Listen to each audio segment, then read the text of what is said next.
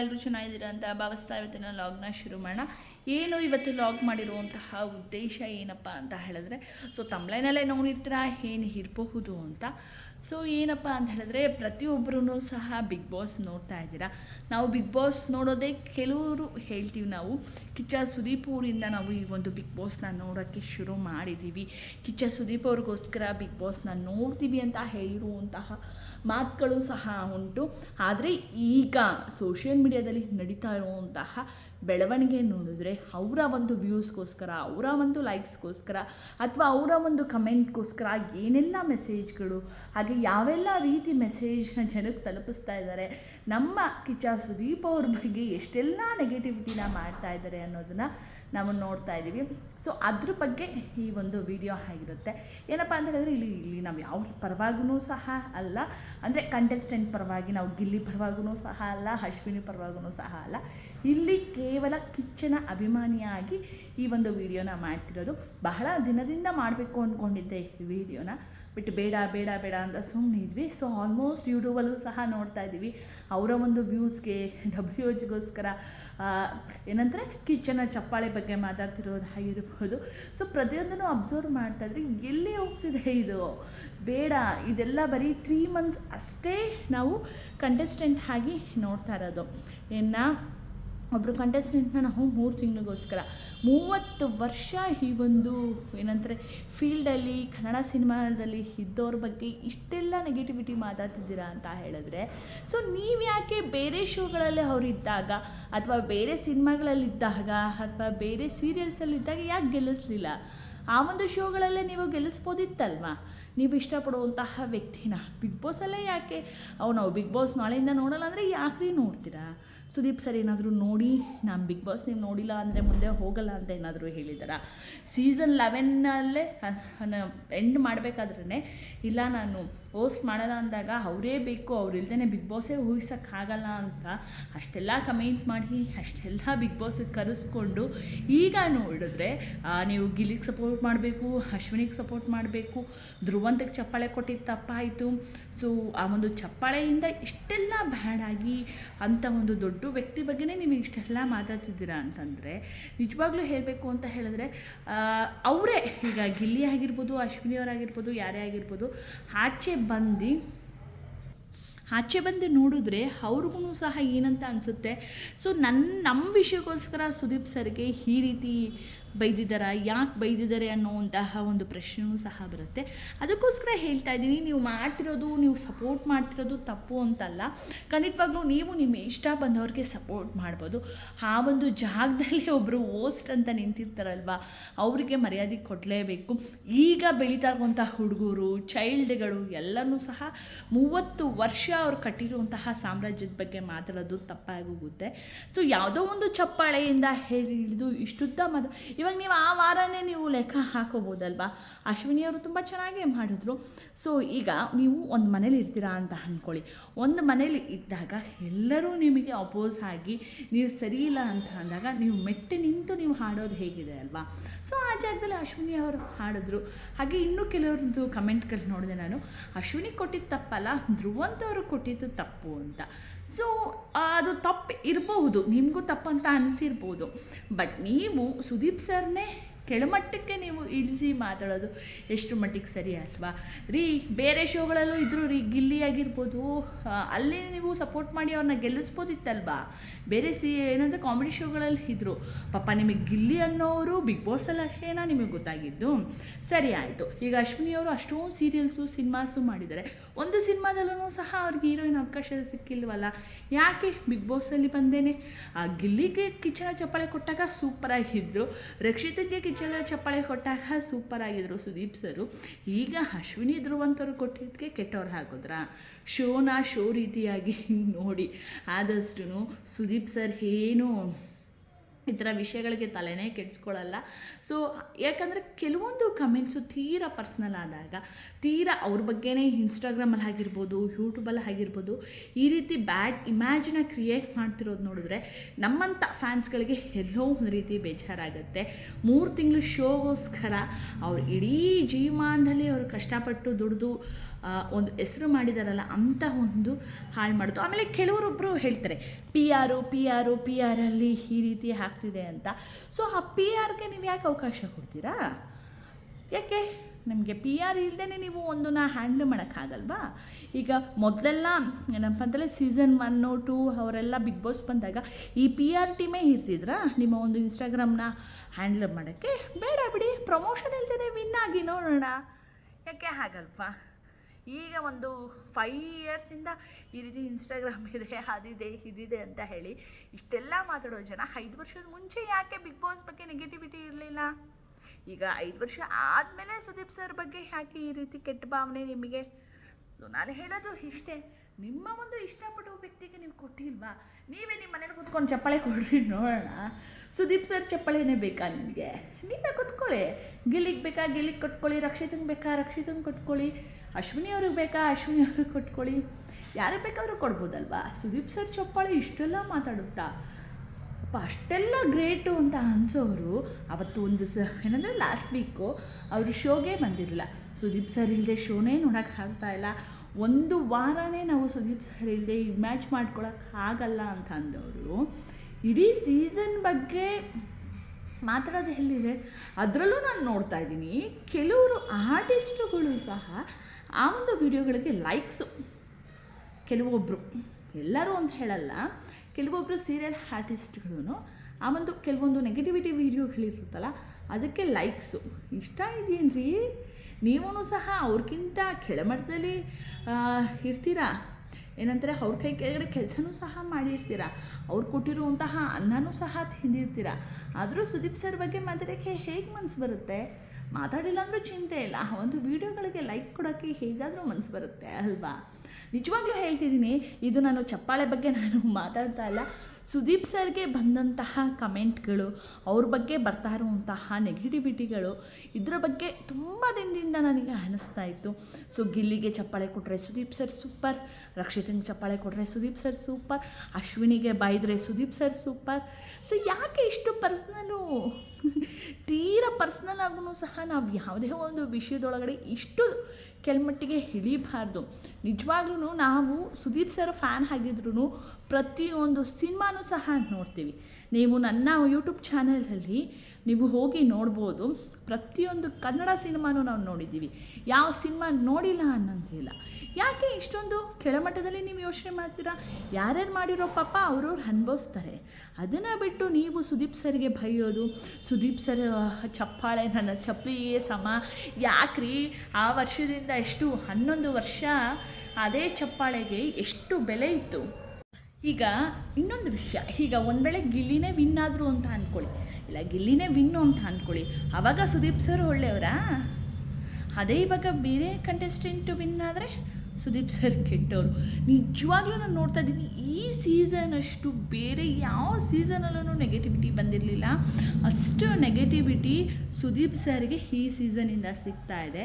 ದಯವಿಟ್ಟು ಯಾರೇ ಗಿಲ್ಲಿ ಫ್ಯಾನ್ ಆಗಿರ್ಬೋದು, ಅಶ್ವಿನಿ ಫ್ಯಾನ್ ಆಗಿರ್ಬೋದು, ಅಥವಾ ರಕ್ಷಿತಸ್ ಫ್ಯಾನ್ ಆಗಿರ್ಬೋದು, ಯಾರೇ ಆಗಿರ್ಬೋದು, ದಯವಿಟ್ಟು ಇಷ್ಟು ಕೆಳಮಟ್ಟಕ್ಕೆ ಇಳಿಯೋಕ್ಕೆ ಹೋಗಬೇಡಿ. ಸುದೀಪ್ ಸರ್ ಯಾವತ್ತಿದ್ರೂ ಪರ್ಫೆಕ್ಟಾಗೇ ಇರ್ತಾರೆ. ಅವ್ರು ಯಾವ ರೀತಿ ಪರ್ಫೆಕ್ಟಾಗಿದ್ದಾರೆ ಅನ್ನೋದು ಅವರ ಅಭಿಮಾನಿಗಳನ್ನ ನೋಡಿದ್ರೂ ಸಹ ನಾವು ತಿಳ್ಕೊಬೋದು. ಸೊ ಹಾಗಂತ ನಾನು ಬೇರೆಯವರ ಅಭಿಮಾನಿಗಳು ಕೆಟ್ಟವರು ಅಂತ ಹೇಳ್ತಾ ಇಲ್ಲ. ಬಟ್ ಏನಪ್ಪ ಅಂತ ಹೇಳಿದ್ರೆ, ಆದಷ್ಟು ಕನ್ನಡ ಏನಂದರೆ ಇಂಡಸ್ಟ್ರಿ ಯಾವುದೋ ಒಂದು ಶೋಗೋಸ್ಕರ ಬರೀ 3 ತಿಂಗಳಿರುವಂಥ ಕಂಟೆಸ್ಟೆಂಟು, ಇನ್ನು ಈ 3 ತಿಂಗಳಾದಮೇಲೆ ವಿನ್ ಆದಮೇಲೆ 3 ತಿಂಗಳು ಕ್ರೇಜ್ ಇರುತ್ತೆ. ಆಮೇಲೆ ನೀವು ಅವ್ರನ್ನ ಮರ್ತೇ ಹೋಗಿರ್ತೀರ, ನೆಕ್ಸ್ಟ್ ಬರುವಂಥ ಸೀಸನ್ಗೆ ಕಾಯ್ತಾ ಇರ್ತೀರ, ಯಾವಾಗ ಬಿಗ್ ಬಾಸ್ ಬರುತ್ತೋ ಅಂತ. ಸೊ ಅದಕ್ಕೋಸ್ಕರ ಹೇಳ್ತಾ ಇದ್ದೀನಿ, ನಾನು ನೋಡ್ತೀನಿ ಅದು ಕೆಲವೊಂದು ಕಮೆಂಟ್ಸ್ಗಳನ್ನ ನಾನು ಓಪನ್ ಮಾಡಿ ನೋಡಿದಾಗ ಆ ಕಮೆಂಟ್ಗಳಲ್ಲಿ ಒಂದು ಅವರ ಡಿ ಪಿನೂ ಇರಲ್ಲ, ಆ ಡಿ ಪಿ ಜೊತೆಗೆ ಅಲ್ಲಿ ಯಾವ ಪೋಸ್ಟರ್ಸು ಇರಲ್ಲ, ಯಾವ ಫಾಲೋವರ್ಸು ಇರಲ್ಲ, ಎಲ್ಲ 0 ಇರುತ್ತೆ. ಬಟ್ ಕಮೆಂಟ್ಸ್ ಮಾತ್ರ ಇರುತ್ತೆ. ಅಷ್ಟು ಧೈರ್ಯ ಆದರೆ ನಿಮ್ಮೇ ಐಡಿಯಲ್ಲಿ ಕಮೆಂಟ್ ಮಾಡಿರಿ ನೋಡೋಣ. ಈಗ ಇಷ್ಟು ಬೆಳವಣಿಗೆ ಆಗ್ತಿದೆಯಲ್ಲ, ಅಷ್ಟೆಲ್ಲ ಕಂಪ್ಲೇಂಟ್ ಕೊಟ್ಟಿದ್ದಾರೆ, ಕೆಲವೊಬ್ಬರು ಕಂಪ್ಲೇಂಟ್ ಕೊಟ್ಟಿದ್ದಾರೆ. ರಮ್ಯಾ ಮೇಡಮ್ ಆಗಿರ್ಬೋದು, ವಿಜಯಲಕ್ಷ್ಮಿಯವರಾಗಿರ್ಬೋದು, ಪ್ರತಿಯೊಬ್ಬರೂ ಸಹ ಕಂಪ್ಲೇಂಟ್ ಕೊಟ್ಟಿದ್ದಾರೆ. ಸೊ ಏನಪ್ಪ ಅಂತ ಹೇಳಿದ್ರೆ, ಕಮೆಂಟ್ಗಳ ಬಗ್ಗೆ ಇಷ್ಟೆಲ್ಲ ಭಯ ಇದ್ರೂ ಸಹ ಈ ಮಟ್ಟಿಗೆ ಅಂದರೆ ಫೋಟೋಗಳಿಲ್ಲದೆ ನಿಮ್ಮ ಒಂದು ಪೋಸ್ಟರ್ಸ್ ಏನೂ ಇಲ್ಲದೇ ಹೀಗೆ ಕಮೆಂಟ್ ಹಾಕ್ತೀರಾ ಅಂತ ಹೇಳಿದ್ರೆ, ಅಷ್ಟು ಭಯ ಇರೋರು ಯಾಕ್ರಿ ಕಮೆಂಟ್ ಹಾಕ್ತೀರಾ? ಹಾಕ್ಲೇಬಾರ್ದಲ್ವ ಕಮೆಂಟ್ನ. ನಾನು ಹೇಳ್ತಿರೋದು ಏನಪ್ಪ ಅಂತ ಹೇಳಿದ್ರೆ, ಪದೇ ಪದೇ ಹೇಳ್ತಾ ಇದ್ದೀನಿ, ನಾನು ಯಾವ ಗಿಲ್ಲಿ ಬಗ್ಗೆನೂ ಮಾತಾಡ್ತಾ ಇಲ್ಲ ಅಥವಾ ಯಾವ ಅಶ್ವಿನಿ ಅವ್ರ ಪರವಾಗೂ ಸಹ ಮಾತಾಡ್ತಾ ಇಲ್ಲ. ಕಿಚ್ಚನ ಅಭಿಮಾನಿಯಾಗಿ ಈ ಒಂದು ವಿಡಿಯೋ. ಕೆಲವೊಬ್ಬರು ತಮ್ನೈಲ್ ನೋಡಿದ್ದೀನಿ ನಾನು, ನಿಜವಾಗ್ಲೂ ತುಂಬಾ ಬೇಜಾರಾಯಿತು. ಯಾಕೆ ಇಷ್ಟೊಂದು ತಮ್ನೈಲ್ನ ಕ್ರಿಯೇಟ್ ಮಾಡಿ ಅವರ ಒಂದು ವ್ಯೂಸ್ಗೋಸ್ಕರ ಈ ರೀತಿ ಇಷ್ಟೊಂದು ಕೆಳಮಟ್ಟಿಗೆ ಸುದೀಪ್ ಸರ್ಗೆ ಇಳಿಸೋದ? ನಿಜವಾಗ್ಲೂ ಹೇಳ್ತಾ ಇದ್ದೀನಿ, ಎಲ್ಲ ಸುದೀಪ್ ಸರ್ ಫ್ಯಾನ್ಸ್ ಏನಾದರೂ ಒಂದು ಆಗಿ ನಿಮ್ಗಳ ಕಮೆಂಟ್ನ ರೀಕಲೆಕ್ಟ್ ಮಾಡಿಕೊಂಡು ನಿಮಗೆ ಏನಂತಾರೆ ಉಲ್ಟಾ ಹೊಡೆದ್ರೆ ಯಾವ ರೀತಿ ಇರುತ್ತೆ ಅಂದರೆ, ಕರ್ನಾಟಕ ಜನತೆಯಿಂದ ಕಿಚ್ಚನಿಗೆ ಛೀಮಾರಿ ಈ ರೀತಿ ಯಾಕ್ರಿ ಬೇಕು? ನಮಗೇನಾದರೂ ಬೇಕಾ? ಈ ರೀತಿ ಏನಂದರೆ ಟೈಟಲ್ಗಳು ತುಂಬ ಇನ್ಸ್ಟಾಗ್ರಾಮಲ್ಲಿ ನೋಡ್ಬಿಟ್ಟಿದ್ದೀನಿ ನಾನು. ಛೀಮಾರಿ, ಅವರ ಒಂದು ಚಪ್ಪಾಳೆ ನನ್ನ ಚಪ್ಪಲಿಗೆ ಸಮ. ಯಾಕೆ ನೋಡಲೇಬೇಡ್ರಿ ನೀವು ಸಿನಿಮಾನ ಆಗಿರ್ಬೋದು ಅಥವಾ ಈ ರೀತಿ ಬಿಗ್ ಬಾಸ್ ಶೋಗಳನ್ನ. ನಿಜ ಹೇಳ್ತೀನಿ, ನಿಮಗೆ ಕೆಲವೊಬ್ಬರು ಎಲ್ಲರೂ ಆಟ ಆಡಿರೋದು ಎಲ್ಲರಿಗೂ ಇಷ್ಟ ಆಗೋಗುತ್ತಾ? ಇಲ್ಲ ಅಲ್ವಾ? ಒಂದೊಂದು ಸೀಸನಲ್ಲೇ ಒಬ್ಬೊಬ್ಬರು ಇಷ್ಟ. ಈಗ ಮನೇಲೇ ಸಹ ನಾವು ಒಂದು 20 ಜನ ಇರ್ತೀವಿ ಅಂದ್ಕೊಳ್ಳಿ, 20 ಜನನೇ ಬೇಡ 10 ಜನ ಇರ್ತೀವಿ ಅಂತ ಅಂದ್ಕೊಳ್ಳಿ ನಮ್ಮ ಫ್ಯಾಮಿಲಿಯಲ್ಲೇ. ಸೊ ಎಲ್ಲರಿಗೂ ನಿಮಗೆ ಒಂದೇ ಫೀಲಿಂಗ್ ಇರುತ್ತಾ? ಅಕ್ಕಂಗೂ ಒಂದೇ ಪ್ರೀತಿ, ತಂಗಿಗೂ ಒಂದೇ ಪ್ರೀತಿ, ಅಥವಾ ಮಕ್ಳಿಗೂ ಒಂದೇ ಪ್ರೀತಿ, ಈ ರೀತಿ ಇರ್ತೀವ? ಇಲ್ಲ ಅಲ್ವಾ? 10 ಜನಕ್ಕೂ ಸಹ ನಾವು ಬೇರೆ ಬೇರೆ ಪ್ರೀತಿನೇ ತೋರಿಸೋದು, ಬೇರೆ ಬೇರೆ ಇಂಪಾರ್ಟೆನ್ಸೇ ಹೇಳೋದು. ನಾವು ಹೇಳ್ಬೋದು ಎಲ್ಲ ಒಂದೇ, ಎಲ್ಲ ನಮ್ಮವರೇ ಅಂತ. ಆ ಥರ ಆಗೋಕ್ಕೆ ಸಾಧ್ಯನಾ? ಮಕ್ಳ ಪ್ರೀತಿನೇ ಕೊಡೋಕ್ಕಾಗೋದು, ಗಂಡನ ಪ್ರೀತಿನೇ ಕೊಡೋಕ್ಕಾಗೋದು, ಅಕ್ಕ ತಂಗಿರ ಪ್ರೀತಿನೇ ಕೊಡೋಕ್ಕಾಗೋದು. ಹಾಗೆಯೇ ಬಿಗ್ ಬಾಸಲ್ಲೂ ಸಹ ಒಬ್ಬೊಬ್ಬರು ಕಂಟೆಸ್ಟೆಂಟ್ಗೆ ಒಬ್ಬೊಬ್ಬರು ಇಷ್ಟ. ಈಗ ನಮ್ಮ ಮನೇಲಿ ನನಗೆ ಒಬ್ರು ಇಷ್ಟ ಆಗಿರ್ತಾರೆ, ನನ್ನ ಜೊತೆಲಿರೋರಿಗೆ ಇನ್ನೊಬ್ರು ಇಷ್ಟ ಆಗಿರ್ತಾರೆ. ಹಾಗಂತ ಆ ಒಂದು ಫ್ಯಾಮಿಲಿನೇ ನಾವು ಹೊಡೆದಾಕಕ್ಕೆ ಹೋಗಲ್ಲ ಅಲ್ವಾ? ಅವ್ರು ಇಷ್ಟ ಇರ್ತಾರೆ, ಅವ್ರ ಜೊತೆಲಿ ಅವ್ರು ಚೆನ್ನಾಗಿದ್ದಾರೆ. ಅದನ್ನು ಬಿಟ್ಬಿಟ್ಟು ಆ ಫ್ಯಾಮಿಲಿ ಎಡ್ಡನ್ನೇ ನೀವು ಬೈಯೋದಾಗಿರ್ಬೋದು ಅಥವಾ ಛೀಮಾರಿ ಹಾಕೋದಾಗಿರ್ಬೋದು, ಎಷ್ಟು ಮಟ್ಟಿಗೆ ಸರಿ? ನಿಮಗೆ ಇದು ಶೋಭೆ ಅಂತ ಅನಿಸುತ್ತಾ? ನಾನು ಹೇಳ್ತಾ ಇದ್ದೀನಿ, ನಿಜವಾಗ್ಲೂ ಕೆಲವರು ಬೇಕು ಅಂತಲೇ ವ್ಯೂಸು, ಕಮೆಂಟ್ಸು, ಹಾಗೆ ಅವರ ಒಂದು WH ಆಗಿರ್ಬೋದು ಅಥವಾ ಏನು ಅಂತಲೇ ಗೊತ್ತಿಲ್ಲ, ಫೇಮಸ್ ಆಗಬೇಕಾಗಿರ್ಬೋದು, ಪ್ರತಿಯೊಂದು ಕಡೆನೂ ಇದೆ ಟ್ರೋಲು. ಬರೀ ಟ್ರೋಲು. ನಿಜವಾಗ್ಲೂ ಟ್ರೋಲ್ ಮಾಡೋರು ಸಹ ಈಗ ಈ ರೀತಿ ಆಗಲ್ಲ, ನಾರ್ಮಲ್ ಪೀಪಲ್ಸೇ ಈ ರೀತಿ ಆಗೋಗಿದ್ದಾರೆ ಅಂತ ಅನಿಸುತ್ತೆ. ಈಗ ಟ್ರೋಲ್ ಮಾಡೋರೆ ಪಾಪ ಎಷ್ಟು ಕರೆಕ್ಟಾಗಿ ಏನು ನ್ಯಾಯ ಇದೆ ಅದನ್ನು ಮಾತ್ರ ಟ್ರೋಲ್ ಮಾಡೋದಕ್ಕೆ ನಿಂತಿದ್ದಾರೆ. ಈಗಿರುವಂತಹ ಕೆಲವೊಂದು ಪೇಜಸ್ಗಳಲ್ಲಿ ಹೇಳಿದ್ನಲ್ಲ, ಅವ್ರದ್ದಲ್ಲಿ ಏನೂ ಇರಲ್ಲ, ತಲೆಬುಡ. ಆದ್ರೂ ನಾವು ಫೇಮಸ್ ಆಗಬೇಕು ಅನ್ನೋದಕ್ಕಿಂತ ಯೂಟ್ಯೂಬಲ್ಲಿ ನಮಗೆ WH ಬೇಕು, ಈ ಒಂದು ವೀಡಿಯೋಯಿಂದಲೇ ನಾವು WH ಕಂಪ್ಲೀಟ್ ಆಗಿಬಿಡುತ್ತೇನೋ ಅನ್ನೋ ಒಂದು ಕಾರಣಕ್ಕೂ ಸಹ ವೀಡಿಯೋ ಮಾಡಿಕೊಂಡು ಕಮೆಂಟ್ ಹಾಕಿರ್ಬೋದು, ಲೈಕ್ಸ್ ಆಗಿರ್ಬೋದು, ನಾನು ನೋಡಿದೆ, ಸಿಕ್ಕಾಪಟ್ಟೆ ಬೇಜಾರಾಯಿತು. ನಿಜವಾಗ್ಲೂ ಹೇಳ್ತೀನಿ, ಈಗ ಬೆಳೀತಿರುವಂತಹ ಮಕ್ಕಳು, ನಿಜ ಹೇಳ್ತೀನಿ ನೋಡಿ, ಅವರು ಏನಂತಾರೆ ಫಿಲಮ್ ಇಂಡಸ್ಟ್ರಿಗೆ ಬಂದು 30 ವರ್ಷ ಆಗಿದೆ. ಆ 30 ವರ್ಷದಲ್ಲಿ ಈಗ ನಾನು ವೀಡಿಯೋ ಮಾಡ್ತಿದ್ದೀನಲ್ಲ, ಖಂಡಿತವಾಗ್ಲೂ ಆ 30 ವರ್ಷದಲ್ಲಿ ನಾನು ಅವ್ರ ಇಂಡಸ್ಟ್ರಿಗೆ ಬಂದಾಗ ನಮ್ಗೆ ಅದ್ರ ಒಂದು ವಿಷಯನೇ ಗೊತ್ತಿರಲಿಲ್ಲ. ಯಾಕಂದರೆ ನಾವಿನ್ನೂ ಆಗ ಈಗ ಅವರು ಇಂಡಸ್ಟ್ರಿಗೆ ಬಂದೇ 30 ವರ್ಷ ಅಂದರೆ ಅವ್ರ ವಯಸ್ಸೇನು? ಆ ವಯಸ್ಸಿಗಾದರೂ ರೆಸ್ಪೆಕ್ಟ್ ಕೊಡಬೇಕಲ್ಲ. ಈಗ ನಿಮ್ಮ ಮನೇಲಿ ತಂದೆ ತಾಯಿಗೆ ನೀವು ರೆಸ್ಪೆಕ್ಟ್ ಕೊಡಲ್ವಾ? ಹಾಗಿದ್ರೆ ಈಗ ನಿಮ್ಮ ಮನೇಲಿ ತಂದೆ ತಾಯಿ ಇರ್ತಾರಲ್ವ, ಅವ್ರಿಗೂ ಸಹ 50 ಮೇಲೆ ಹಾಗೇ ಆಗಿರುತ್ತೆ. ಆಗಿರಲ್ವ ಅವ್ರಿಗೂ ಇದೇ ರೀತಿ ಹೇಳ್ತೀರಾ? ನೀವು ಕೊಡುವಂಥ ಚಪ್ಪಾಳೆ ನಮ್ಮಪ್ಪ ಏನಂದರೆ ಚಪ್ಪಲಿಗೆ ಸಮಾನ, ಹೀಗೆ ಹಾಕ್ತೀರಾ ಕಮೆಂಟ್ಗಳನ್ನ. ಈಗ ನಿಮ್ಮ ಮನೇಲಿರುವಂಥ ತಂದೆ ತಾಯಿ ನಿಮಗೆ ಅಪ್ರಿಷಿಯೇಟ್ ಮಾಡಿದೆ, ಮತ್ತೊಬ್ರಿಗೆ ಅಪ್ರಿಷಿಯೇಟ್ ಮಾಡಿದ್ರು ಅಂತ ಅಂದ್ಕೊಳ್ಳಿ, ಅವ್ರಿಗೂ ಇದೇ ರೀತಿ ಹೇಳ್ತೀರಾ? ನೀವು ಕೊಡುವಂತಹ ಅಪ್ರಿಷಿಯೇಟ್ ನನಗೆ ಬೇಡ, ನೀವು ಹಾಗೆ ಹೀಗೆ ಅಂತ. ಅವ್ರ ಏಜ್ ಏನ್ರಿ? ಸುದೀಪ್ ಸರ್ ಅವ್ರ ಏಜ್ ಏನು? ಅದರಲ್ಲಿ ನೀವು ಅರ್ಧನಾದರೂ ಇದ್ದೀರಾ ಕಮೆಂಟ್ ಮಾಡಿರೋರಿಗೆ ವಯಸ್ಸು? ಈಗ ಬೆಳೀತಿರುವಂತಹ ಮಕ್ಕಳು ಕಮೆಂಟ್ಗಳು ಪಾಸ್ ಮಾಡ್ತಾರೆ. ವಯಸ್ಸಾಗಿದೆ, ಚಿತ್ರ ನೋಡ್ತಾರೆ ಅಂತ ಹೇಳಿದ್ರೆ ಅವ್ರಿಗೆ ವಯಸ್ಸಾಗಿರೋ ಥರ ಅವ್ರು ಕಾಣ್ತಾರಾ? ಹೇಳಿ ನೋಡೋಣ ನೀವೇ. ಫಸ್ಟ್ ಪ್ಯಾನ್ ಇಂಡಿಯಾ ಯಾರು ಮಾಡಿದ್ದು? ಬೇರೆ ಇಂಡಸ್ಟ್ರೀಲಿ ಹೆಸರು ಮಾಡಿ ನಮ್ಮ ಇಂಡಸ್ಟ್ರಿ ಕಡೆ ನೋಡೋ ಥರ ಮಾಡಿದ್ದು ಯಾರು ಫಸ್ಟು? ಅದನ್ನು ತಿಳ್ಕೊಬೇಕು ಫಸ್ಟು. ನಾವು ಮನೆಯಲ್ಲಿರುವಂತಹ ಹಿರಿಕರಿಗೆ ಹೇಗೆ ಗೌರವ ಕೊಡ್ತೀವೋ ಹಾಗೆ ನಾವು ಅಲ್ಲಿ ಕೊಡಬೇಕು ಅಂತಲೇ ಹೇಳ್ತಾ ಇರೋದು. ಸೊ ನಾನು ಇದನ್ನು ಎಕ್ಸಾಂಪಲ್ ಆಗಿ ಕೊಟ್ಟಿದ್ದು. ತಂದೆ ತಾಯಿ ವಿಷಯನ ಹ್ಯಾಗೆ ತೊಗೊಂಡೆ ಅಂತ ಹೇಳಿದ್ರೆ, ಅವರ ವಯಸ್ಸಿನವರವರು ಅವರಿಗೆ ನೀವು ಏಕವಚನದಲ್ಲಿ ಮಾತಾಡ್ಸ್ತೀರಾ ಅಂತ ಹೇಳಿದ್ರೆ, ನಿಮ್ಮ ಮನೆಯಲ್ಲಿ ನೀವು ಬೆಳೆದಂತಹ ರೀತಿ ಹೇಗಿದೆ ಅನ್ನೋದನ್ನು ತೋರಿಸುತ್ತೆ. ಸೊ ಇಷ್ಟೇ ಹೇಳೋಕ್ಕೆ ಇಷ್ಟಪಡ್ತೀನಿ. ಪರ್ಸ್ನಲ್ ಆಗಿ ಯಾರೂ ಹೋಗ್ಬಿಡಿ. ಸುದೀಪ್ ಸರ್ ಇದನ್ನು ಕ್ಯಾರೆ ಅಂತನೂ ಅನ್ನಲ್ಲ, ಅವ್ರಿಗೆ ಜುಟ್ಟಿನ ಸಮಾನ ಅದು. ನೀವು ಯಾರಿಗೆ ಏನೇ ಬಡ್ಕೋಬೋದು, ಯಾರಿಗೇನೇ ಬೈಬೋದು, ಏನೂ ಅವ್ರಿಗಾಗಲ್ಲ. ಅವ್ರಿಗೆಲ್ಲ ಇನ್ನೂ ಸಕ್ಸಸ್ ಇನ್ನೂ ಜಾಸ್ತಿ ಸಿಗುತ್ತೆ. ಗೊತ್ತಿದೆ ಅಲ್ವಾ ಸಕ್ಸಸ್ ಹೇಗೆ ಅವರಿಗೆ ಹುಡ್ಕೊಂಡು ಬಂದಿದೆ ಅಂತ. ಸೊ ಇಷ್ಟೇ ಇವತ್ತಿನ ಲಾಗು. ಪ್ರತಿಯೊಂದು ಯಾವುದೇ ಶೋ ಆಗಿರ್ಬೋದು, ಬರೀ ಬಿಗ್ ಬಾಸ್ ಅಂತಲೇ ಅಲ್ಲ, ಯಾವುದೇ ಶೋ ಆಗಿರ್ಬೋದು, ಎಂಟರ್ಟೈನ್ಮೆಂಟ್ ಹಾಗಷ್ಟೇ ತೊಗೊಳ್ಳಿ. ತೀರಾ ಪರ್ಸ್ನಲಾಗಿ ತೊಗೊಂಡು ಇಷ್ಟು ಕೆಳಮಟ್ಟಾಗಿ ಇಳಿಯೋ ಥರ ಯಾರು ಮಾಡ್ಕೊಳ್ಳಬೇಡಿ. ಅವ್ರವ್ರ ವ್ಯಕ್ತಿಗೆ ಅವರವರ ಒಂದು ಏನಂತಾರೆ ಘನತೆ, ಗೌರವ ಅನ್ನೋದಿರುತ್ತೆ. ನಿಮ್ಗೆ ಸಾಧ್ಯ ಆದರೆ ಅವ್ರ ರೇಂಜಿಗೆ ಬೆಳೆದು ತೋರಿಸಿ ಆಮೇಲೆ ಮಾತಾಡಿ ನೋಡೋಣ. ಸಾಧ್ಯ ಆಗುತ್ತಾ ನಿಮಗೆ? ಸುದೀಪ್ ಸರ್ ಮಾಡಿರುವಂತಹ ಹೆಸರನ್ನ ನೀವು ಮಾಡೋಕ್ಕಾಗತ್ತಾ? ನಿಂತ್ಕೋತೀರಾ ಇಂಡಸ್ಟ್ರೀಲಿ? ಬಿಗ್ ಬಾಸ್ ಶೋಗೆ ಸುದೀಪ್ ಸರ್ ಇಲ್ಲ ಅಂದರೆ ಆ ಶೋನೇ ನಡೆಯಲ್ಲ. ಸೊ ಅದಕ್ಕೆ ಉದಾಹರಣೆ ನಾವು ಅವರೇ ಆ್ಯಂಕರ್ ಆಗಬೇಕು ಅಂತ ಹೇಳಿ ಎಷ್ಟೋ ಲಕ್ಷ ಜನ ರಿಕ್ವೆಸ್ಟ್ ಮಾಡಿರೋದಕ್ಕೆ ಸುದೀಪ್ ಸರ್ ಒಪ್ಕೊಂಡು ಈ ಒಂದು ಶೋಗೆ ಮತ್ತೆ ಬಂದಿರೋದು. ದಯವಿಟ್ಟು ಇಷ್ಟು ಕೆಳಮಟ್ಟಕ್ಕೆ ಬಂದು ಅವರ ಮನಸ್ಸಿಗೂ ಸಹ ಬೇಜಾರು ಮಾಡೋ ಥರ ಮಾಡೋಕ್ಕೆ ಹೋಗಬೇಡಿ. ಇಷ್ಟೇ ನಾನು ಹೇಳೋಕ್ಕೆ ಇಷ್ಟಪಡ್ತೀನಿ. ಈ ಸೀಸನ್ ಯಾರಾದರೂ ಗೆಲ್ಲರಿ ಬಿಡ್ರಿ, ಗಿಲ್ಲಿ ಆದರೂ ಗೆಲ್ಲಿ, ಅಶ್ವಿನಿ ಅವರಾದರೂ ಗೆಲ್ಲಿ, ರಕ್ಷಿತಾ ಅವರಾದರೂ ಗೆಲ್ಲಿ, ಅಥವಾ ರಘು ಅವರಾದರೂ ಗೆಲ್ಲಿ, ಯಾರಾದರೂ ಗೆಲ್ಲಿ.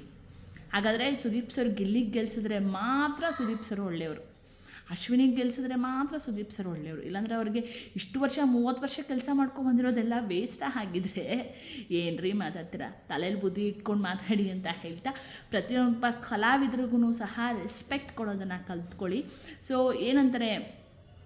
ಯಾವುದೋ ಅನ್ನೋನ್ ಇನ್ಸ್ಟಾಗ್ರಾಮ್ ಐಡಿಲಿ ಬಂದು ಕಮೆಂಟ್ ಹಾಕಿದ್ರೆ ಯಾರಿಗೂ ಏನೂ ಮಾಡೋಕ್ಕಾಗಲ್ಲ. ಅಂತ ದೊಡ್ಡ ಸೆಲೆಬ್ರಿಟೀಸ್ಗಳೇ ಹೋಗಿ ಕಂಪ್ಲೇಂಟ್ ಕೊಟ್ಟಿರಬೇಕಾದ್ರೆ ಏನೂ ಮಾಡೋಕ್ಕಾಗಲ್ಲ. ಇಷ್ಟನ್ನು ಹೇಳ್ತಾ ಇವತ್ತಿನ ಲಾಗ್ನ ಮುಗಿಸ್ತೀನಿ.